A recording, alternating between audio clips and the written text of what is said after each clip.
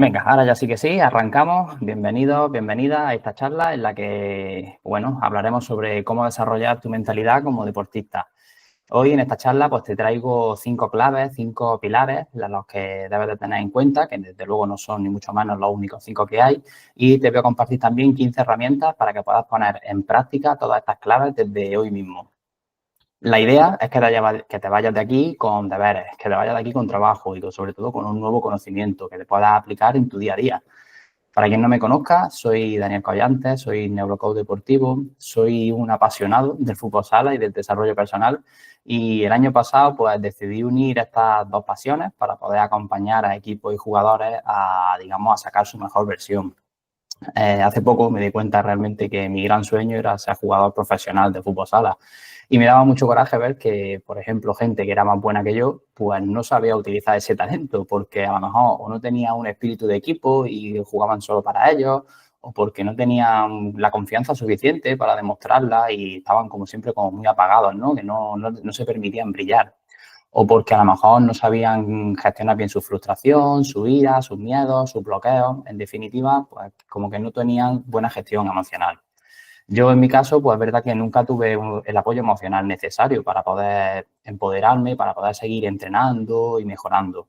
Al final me faltó alguien que me ayudara a conocer cuáles son mis fortalezas, a que me acompañara a superar mis miedos, mis bloqueos, a saber establecer objetivos realistas que me sirvan para seguir avanzando, a tener un plan de acción para poder desarrollarlo.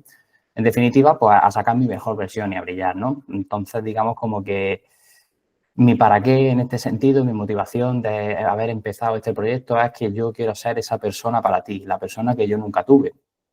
Al final, yo puedo trabajar contigo también a nivel individual, acompañándote en un proceso de coaching, o puedo trabajar con el equipo al completo, con el método que estoy desarrollando a partir de ahora y a través de formaciones y de dinámicas para construir sobre todo pues, un equipo lo más unido posible y con una mentalidad fuerte y preparada, ¿no? para la competición. Pero bueno, esto si quieres y si os interesa, pues al final de la charla os comparto un poquito más y ahora vamos a lo que realmente nos interesa, ¿no? Que es conocer estas herramientas para poder ponerlas en práctica desde hoy mismo. Voy a empezar con una frase que me gusta mucho y que creo que resume muy bien, digamos, como que toda la charla que vamos a dar hoy, que es una frase de Gandhi que dice, cuida tus pensamientos porque se convertirán en tus palabras. Cuida tus palabras porque se convertirán en tus actos. Cuida tus actos porque se convertirán en tu hábito. Y cuida tus hábitos porque se convertirán en tu destino. Fíjate que la frase lo que nos dice, en última instancia, es que tu destino se crea a través de los hábitos, a través de los pensamientos, perdón. De ahí que sea tan importante entrenar la mente, o por lo menos para mí, por eso es tan importante. Gran parte de nuestros resultados al final están determinados por cómo pensamos. Lo que piensas influye directamente en tus emociones, en la toma de decisión y finalmente en los comportamientos que estás teniendo. Fijaros que hay un patrón muy claro aquí, que es un pensamiento genera una emoción y esa emoción te predispone a actuar de cierta manera. Al final, pues todos tenemos claro que nuestras acciones generan resultados, porque digamos como que eso es lo tangible, lo palpable. Algunos ya se han empezado a dar cuenta de que las palabras también generan resultados, ¿no? En la forma en la que, digamos, hablas o te expresas también genera ciertos resultados. Pero solo unos pocos son conscientes de que sus pensamientos también generan resultados. Y la solución que tenemos para esto es que aprendamos a entrenar esta parte. Y que fíjate que de manera intuitiva ya lo sabemos, porque de todos los equipos en los que he estado preguntando, la gran mayoría me han respondido de manera tajante cuando les preguntaba qué factor de rendimiento era el más importante, de los 4 que ya sabéis, que es la parte mental, la parte física, la parte técnica y la parte táctica. Todos me han respondido que la parte mental es la más importante. Yo para mí es verdad que la mentalidad tiene que ser la base de ese rendimiento, pero no creo que no debemos considerarlo como la más importante o la única importante, ¿no? Porque al final, pues bueno, todo tiene que tender a un cierto equilibrio. Sí que es verdad que sin la parte mental el éxito acaba siendo transitorio. Si os fijáis, pues bueno, hay muchos casos de futbolistas que teniendo un talento y un físico, una técnica espectacular, cuando la mentalidad no acompañaba, pues realmente ese éxito ha sido transitorio. Al final han acabado pues, por desaparecer, ¿no? La cuestión aquí es que yo creo que estamos sobreentrenados en el resto de factores. y que la parte mental es la que tenemos más debilitada. Al final, la parte física la tenemos más que de sobra dentro del entrenamiento, porque siempre hay un apartado de ejercicios físicos, siempre hay un día de físico, ¿no?, en el entrenamiento. La parte táctica, pues también tiene su espacio dentro de las horas de entrenamiento, porque al final siempre hay momentos en los que desarrollamos estrategias, trabajamos jugadas ensayadas, y la parte técnica, pues obviamente estamos a cada rato con el balón, ¿no? Pero sin embargo, la parte mental es la menos trabajada, la menos entrenada. Entonces, dicho todo esto, vamos a por esas 5 claves que van a ser las que os quiero compartir en este taller de hoy. La primera para mí y la más importante es la del autoconocimiento. No sé si conocéis el cuento de Nasruddin, que explica muy bien, ¿no?, esta parte del autoconocimiento, que dice que había una vez un borracho que estaba alrededor de una farola buscando algo que se había perdido.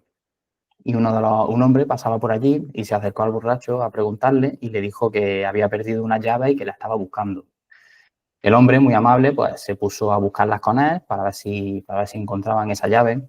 Y al cabo de un rato, después de haber estado buscando durante bastante rato y viendo que no encontraban nada, el hombre le preguntó al borracho: ¿está usted seguro de que es aquí donde ha perdido esas llaves?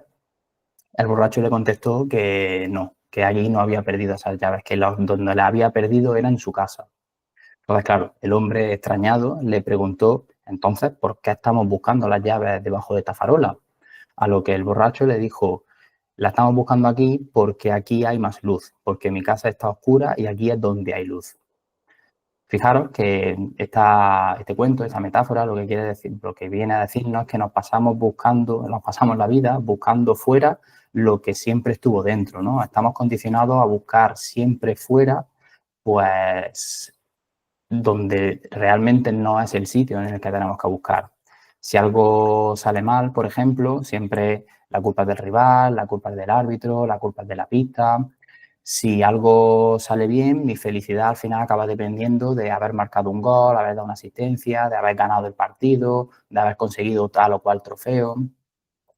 Realmente, si lo que tú quieres son cambiar tus resultados, la sabiduría general siempre te dice que lo que primero que debes de cambiar es tú, lo primero que debes cambiar es lo que hay dentro.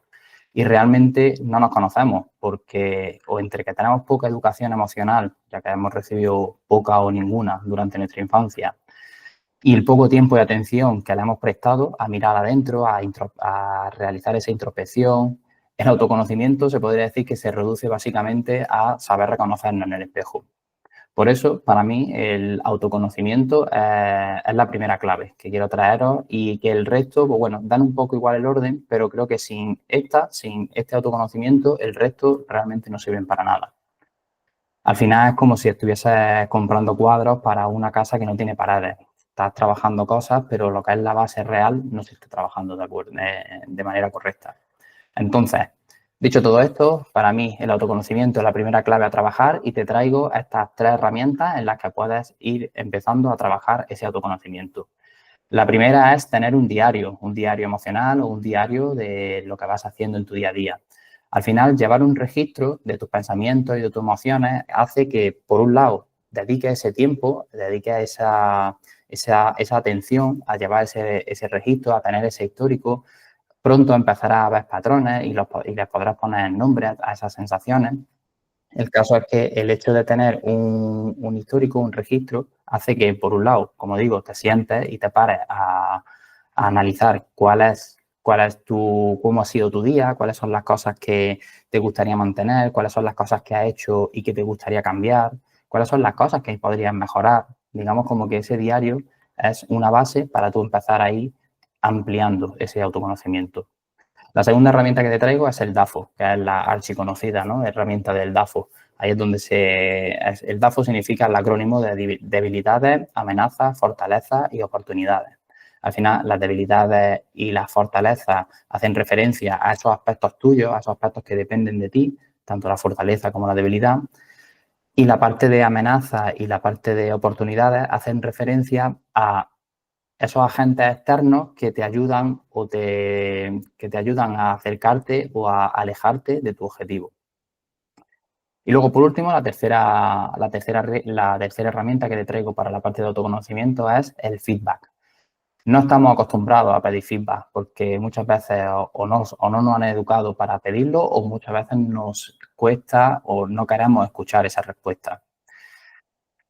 Te aconsejo que preguntes a esas personas cercanas qué es lo que haces bien, cuáles son tus cualidades, cuáles han sido tus logros, porque muchas veces por falta de autoconocimiento no somos capaces de ver todo eso que otras personas de tu alrededor sí pueden ver. Y ese feedback para ti puede ser muy potente. Preguntarle al entrenador qué es lo que puedes mejorar, qué es lo que se te da bien. Al final todo eso hace que tengas una visión un poco más global de lo que es tu parte de autoconocimiento. Bien, dicho esto, pasamos a la segunda clave, que es el diálogo interno. Fíjate, te voy a hacer una pregunta. ¿Cómo te hablas? ¿Te has parado a escucharte realmente alguna vez? Date cuenta que es como si tuviese un locutor en la cabeza hablando las 24 horas, que nunca para. Y si te paras a escucharlo realmente, ¿qué es lo que te está diciendo? A mí, por ejemplo, ahora mismo me está diciendo pues, que esto está siendo muy aburrido, que está siendo muy monótono, que va a salir muy mal, que ha faltado mucha gente porque no le interesa a nadie. Pero date cuenta que en realidad también tienes otra vocecilla que lo que te está diciendo es pues, que sigas adelante, que lo estás haciendo bien, que esto aporta valor, que es solamente la primera, que seguramente más adelante se seguirá apuntando gente, de aquí seguramente te saldrá algún cliente. Y tú tienes que estar muy avispado porque tienes que estar atento a cuál de esas dos escuchar. Tú puedes sincronizarte al programa que tú quieras realmente. Tienes que ser muy consciente de que el piloto automático siempre tiende a llevarte a esa primera vocecilla que te intenta machacar, ¿no? Entonces, esa toma de conciencia de saber elegir cuál de las dos voces es a la que quieres escuchar. Al final, el diálogo interno es como un puente, ¿no? Es un puente que conecta tus pensamientos con tus acciones.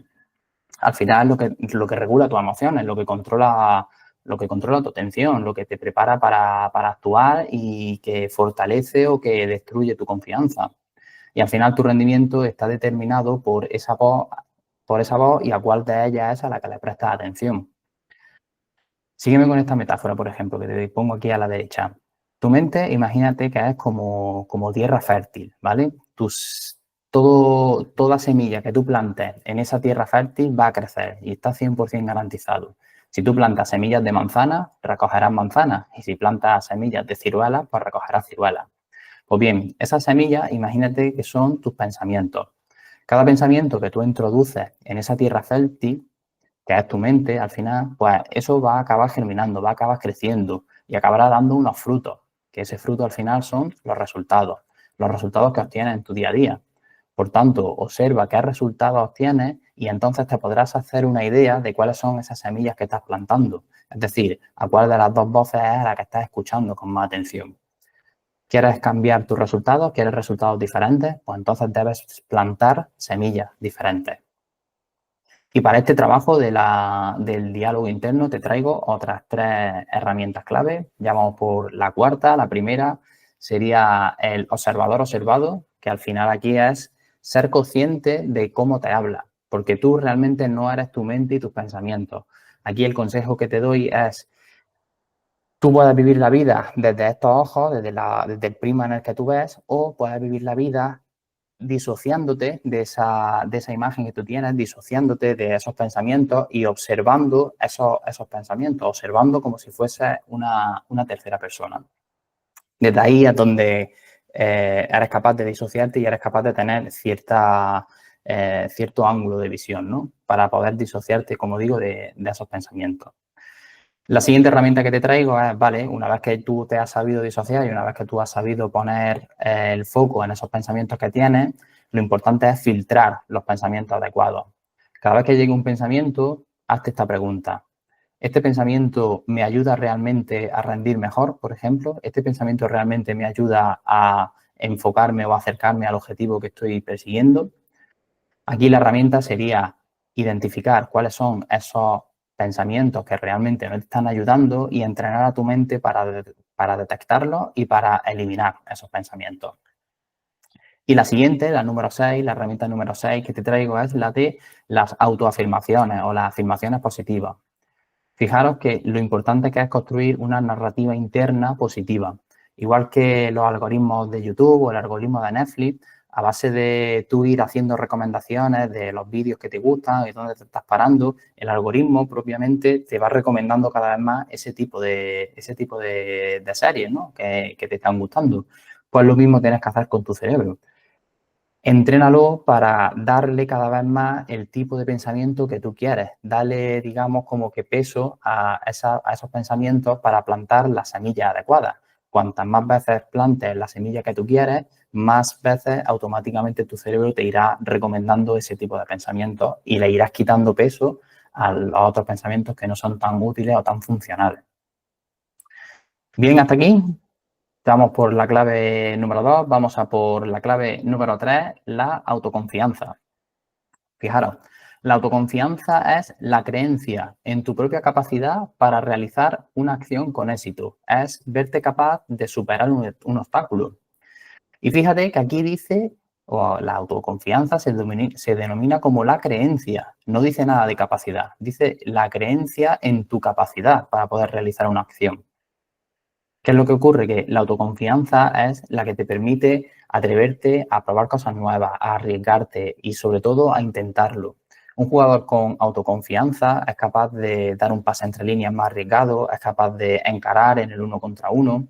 Sin embargo, el que no tiene tanta autoconfianza, muchas veces pues siempre vais jugando, siempre vais buscando dar ese pase seguro, ese pase que no le permita fallar. Si tiene que dar un pase entre líneas, va a intentar buscar al jugador más cómodo, digamos como que no está tomando riesgo, ¿no? Y ahí muchas veces también en la vida hay que arriesgarse. Fijaros que hay una línea muy fina realmente, ¿no? Entre esa autoconfianza y lo que comúnmente conocemos como el ego, ¿no? Que es esa parte de creerte mejor, ¿no? De sentirte superior. Para mí hay una línea muy, muy fina y porque también es una percepción interna. Al final la diferencia entre autoconfianza y ego está para mí en la necesidad de demostrar.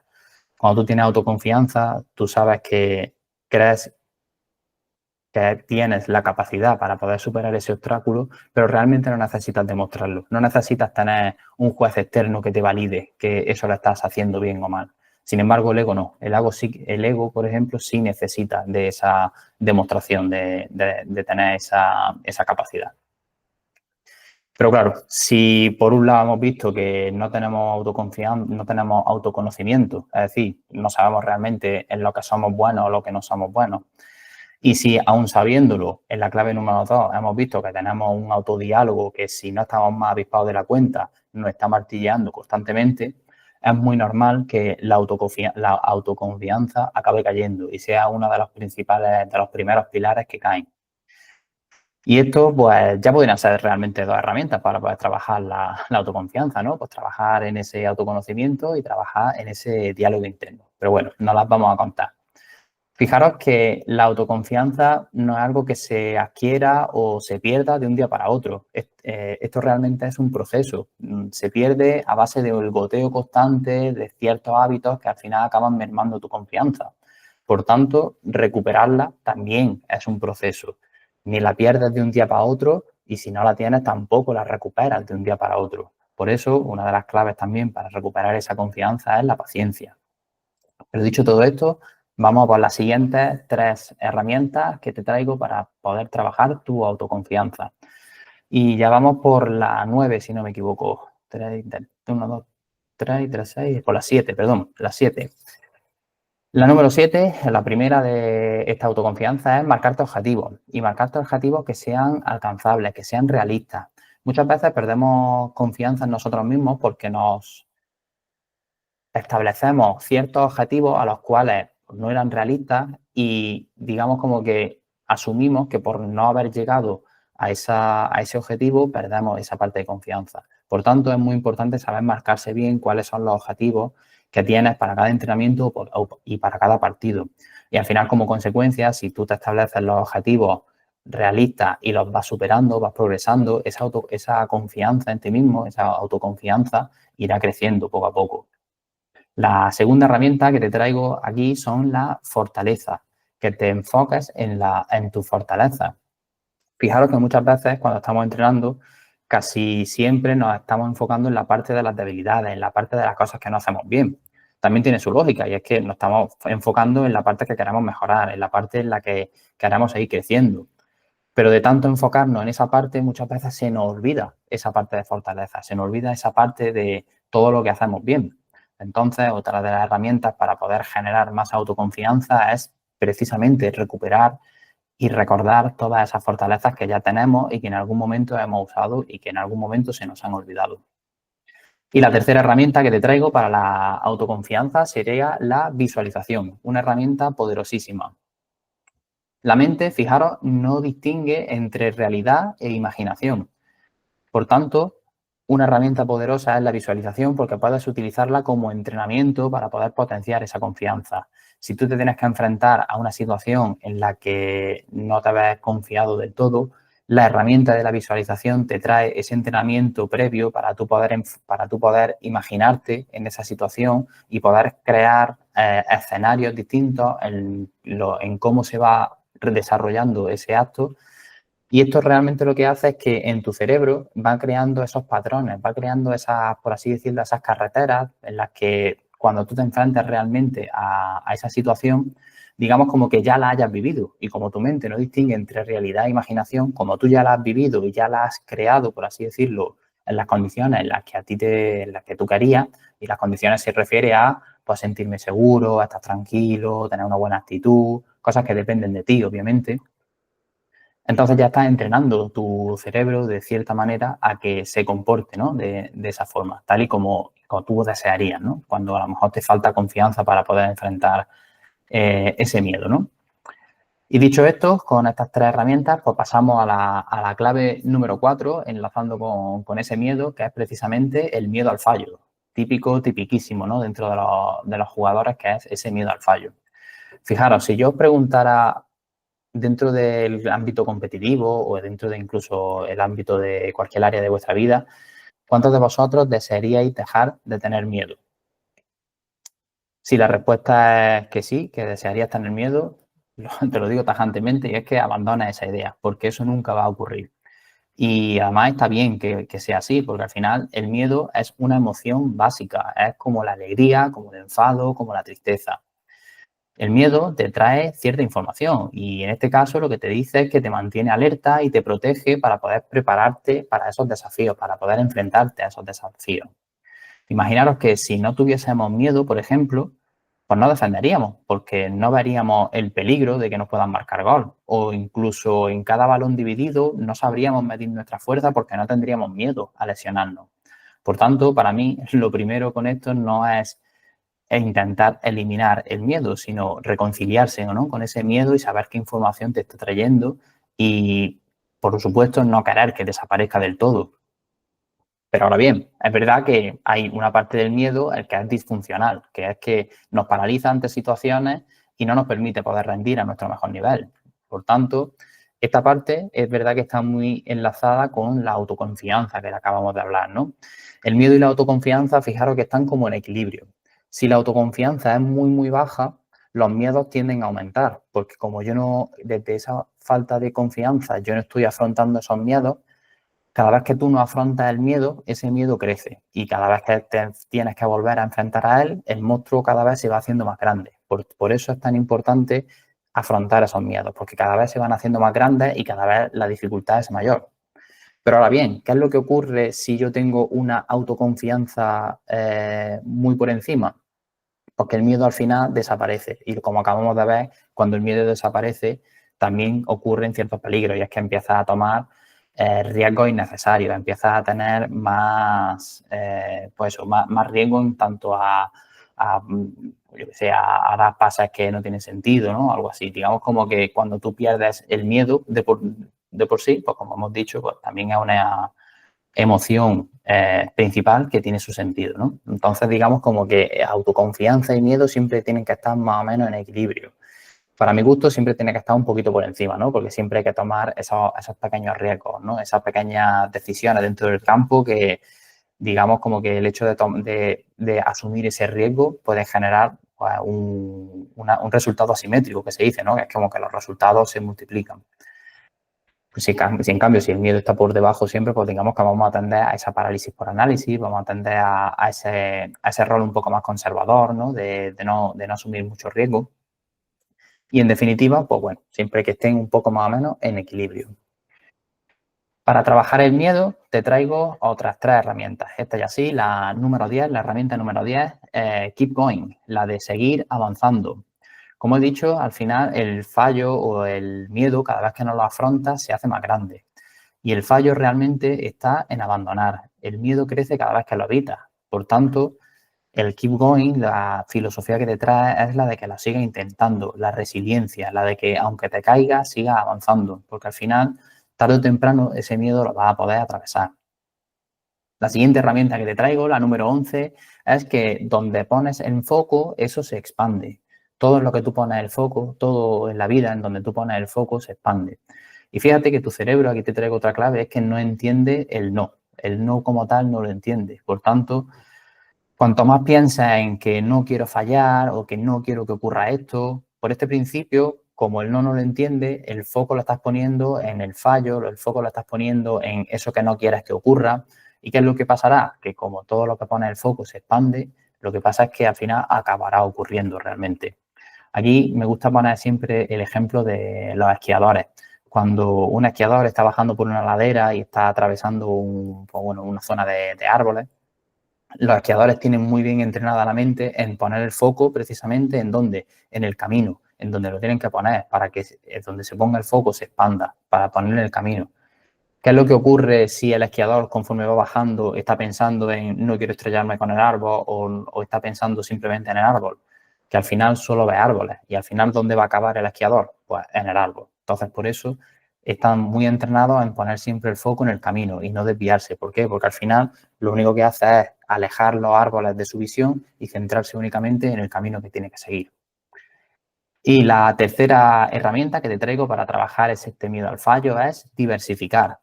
Fíjate que si solo tienes un objetivo, por ejemplo, ganar, solo tienes dos opciones, o ganas o no ganas. Pero con este pensamiento tan dual, al final el coste de no ganar siempre es muy grande y la presión por intentar lograr ese objetivo se multiplica, se acaba multiplicando, haciendo que al final pues tu miedo crezca y que tu rendimiento obviamente baje, porque al final tienes mucho que perder. Si en vez de eso tuviese objetivos que además no fuesen únicamente de resultados, sino que también fuesen objetivos de realización, de los cuales solo tú tienes el control, si diversificas, realmente lo que estás haciendo es distribuir toda esa energía y no te lo juegas todo a una única mano. Al final lo que estás haciendo es tener cierta tolerancia a un fallo admisible, ¿no? Digamos como que si tengo 5 objetivos, pues bueno, si fallo en 2 o en 3, pues tengo otros 2 o 3 que también los tengo ahí y que si los logro, pues digamos como que esa energía la he sabido distribuir y ese miedo a fallar para no obtener mi objetivo, pues me lo compensa también con otros, ¿no? Que ya hemos cumplido. Y entonces pasamos a la última de las claves que te traigo, que sería la de ser un equipo.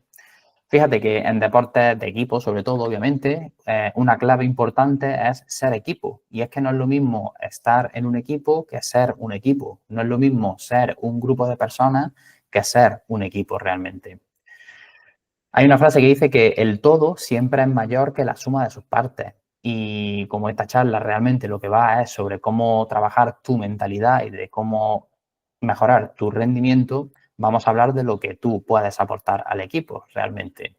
Porque lo que tienes que hacer es dar. Y sí, me has escuchado bien, es dar. Para tú poder mejorar, lo que tienes que hacer es dar para el equipo. Si das mucho, al final acabarás recibiendo mucho, pero no puedes esperar, lo que no puedes hacer es esperar a que sea el equipo el que te dé para que tú saques tu mejor versión. La vida al final no funciona así. El cambio siempre empieza en ti. Y esto se ve muy fácilmente, esta frase es de Jordan, que dice que el talento individual gana partidos, pero el trabajo en equipo es lo que gana campeonatos. Si habéis visto el documental de The Last Dance o el documental que hay sobre los Chicago Bulls, esta mentalidad de ser equipo la tratan y la trabajan muy bien, ¿no? Cuando Phil Jackson llegó a los Chicago Bulls. Al final, Michael Jordan venía de muchos años siendo el MVP de la NBA, siendo de los mejores jugadores, pero nunca hasta ese momento había ganado ningún campeonato, porque no estaba dándose al equipo, sino simplemente, digamos, como que era él la única estrella y el equipo le tenía que dar, ¿no? El equipo jugaba para él al final. Entonces, ¿qué es lo que ocurría? Pues que la suma no era mayor o sea, que el todo no era mayor que la suma de sus partes. Y tras esa mentalidad, tras empezar a jugar como equipo, fue cuando realmente hicieron historia ganando los 6 anillos, ¿no? Y dicho esto, pues entramos en las últimas 3 herramientas que te traigo para trabajar dentro del equipo para que seas, ¿no? Para que seas la herramienta para que tú puedas trabajar dentro del equipo, para ser equipo. Lo primero y más obvio es que no restes. Al final, lo más sencillo es que no generes ningún conflicto. Sumar está bien, pero es mucho más importante a veces no restar. Con el simple hecho de no restar ya estás aportando y ya estás haciendo mucho. Al final es más fácil mejorar eliminando hábitos malos que introduciendo hábitos buenos. Una vez que esto se cumple, pues ya la segunda herramienta que te traigo es la de conectar con tus compañeros. Una vez que hayas dejado de restar, pues ya te puedes poner a pensar en sumar. Llegado a este punto, pues ya puedes plantearte, ¿no? Esa parte de sumar. Conecta con tus compañeros, interactúa, relaciónate, anímalos, habla con ellos. Deja de ser ese jugador que llega, entrena y se va. Y para los partidos llega al último, se cambia, se viste y conforme termina el partido se va. Al final lo que se trata es de crear unión, de crear fuerza, al final, entre todos. Cuando tienes que hacer un sobreesfuerzo, además, te lo pongo fácil. Si tú tienes que hacer un sobreesfuerzo porque un compañero ha fallado, porque ha dado un mal pase o ha fallado porque le han robado el balón, para ti como jugador, ¿qué es más fácil? Si tienes que hacer un sobreesfuerzo para poder defender ese contraataque que te están haciendo. Cuando el jugador que ha fallado ese balón es un amigo o cuando es un desconocido. Intuitivamente, cuando el jugador que haya fallado es un amigo, realmente vas a tener una actitud más positiva a poder volver de esa jugada, ¿no? Ese sobreesfuerzo que tú tienes que hacer realmente te va a resultar más fácil si es un amigo el que ha cometido ese fallo. Si es un desconocido, pues seguramente, aunque sea en una micra de segundo, tu actitud va a ser la de otra vez él, ¿no? Y digamos como que ahí ya estás perdiendo, ¿no? Esa conexión y ese tiempo. Y ya sí que sí, por último, la herramienta número 15, cambia el yo por el nosotros. Al final, si tú intentas partir un lápiz, es fácil, pero si tú intentas partir 15 lápices a la vez, ya no es tan fácil. Si el equipo está unido, si es fuerte en su conjunto, romperlo va a ser muy difícil. Si tú eres parte de ese grupo, tú estás formando parte de ese conjunto, ¿no? De ese lapicero. Y que además tienes que ser el pegamento que los une. Por tanto, si cada uno va por independiente, si no se es un equipo, si se habla del yo en vez del de nosotros, es muy fácil uno a uno ir partiendo a esos lápices. Pero cuando son todos juntos, cuando están todos juntos, cuando están todos unidos, pues obviamente el romper esos lápices costará mucho más. Y dicho todo eso, que ya pues, llevo un ratillo ya hablando, vamos a pasar a que solo queda una última opción, que es pasar a la acción. Por último, y para acabar, ¿no? Pues os voy a pedir que elijáis de estos 15 hábitos que hemos hablado, algunos de los que estaréis dispuestos a implementar en vuestro día a día. Que cada uno elija pues, la cantidad con la que se sienta cómodo. Pues 1, 2, 5, 10. Yo diría que como mínimo que cogiera 2, ¿no? Y os dejo unos segundos para que reviséis de todo esto que hemos hablado y que cada uno apunte el hábito que se compromete a aplicar a partir de hoy. Si queréis, hacemos un repaso rápido aquí de las 15 herramientas que hemos visto hoy. Dentro del nivel de autoconocimiento hemos visto la herramienta del diario, la herramienta del DAFO y la herramienta del feedback. Dentro del autodiálogo, del diálogo interno, hemos visto la herramienta del observador observado, hemos visto la herramienta de ser consciente de los pensamientos y eliminar esos que no te acercan a tu objetivo y la herramienta de las afirmaciones positivas. Dentro de la clave número 3 de autoconfianza, hemos visto la primera herramienta de saber marcarse objetivos realistas y alcanzables, focalizar en las fortalezas en vez de en las debilidades y la herramienta de visualización. En la clave número 4, la del miedo al fallo, hemos visto la herramienta del keep going, de seguir creciendo, esa resiliencia, de saber poner el foco en donde a ti te interesa, poner el foco en lo que quieras que se expanda y la herramienta de diversificación. Y por último, en la clave número 5, la de ser equipo, hemos visto la herramienta de no restar, en vez de, o sea, lo primero, no restar, Lo segundo, conectar con tus compañeros, ser unión. Y la última, ser un nosotros. En vez de un yo, un nosotros. Así que os dejo, si queréis, unos minutillos para que elijáis cuál es la que creáis que podéis implementar, cuál es la que más os ha llamado la atención o cuál creéis que es la más útil. Y si queréis, pues compartimos, ¿no? En unos minutillos.